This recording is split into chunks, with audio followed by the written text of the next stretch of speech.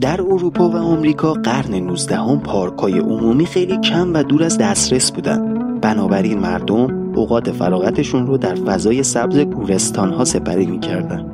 این تصویر یک کارتون نیست. مونت سنت میشل قلعه‌ای در جزیره سنگی در ساحل شمال غربی فرانسه است که یکی از جاذبه‌های خیره کننده این کشوره. تصویری از جمع کردن پول‌های کشور مجارستان در سال 64 از کف خیابون. به خاطر اینکه پولشون بی‌ارزش شده بود، مردم پولاشون رو می‌ریختن کف خیابون. راندو سرو هم که قطعاً میدونید چیه، همون کیف‌های مدرسه خفنیه که بچه‌های ژاپنی از کلاس اول تا ششم استفاده میکنن. یه جور سمبل فرهنگ ژاپنه. نرخ خودکشی در کشورها بیشترین آمار مربوط به مردها در کشور کره جنوبیه.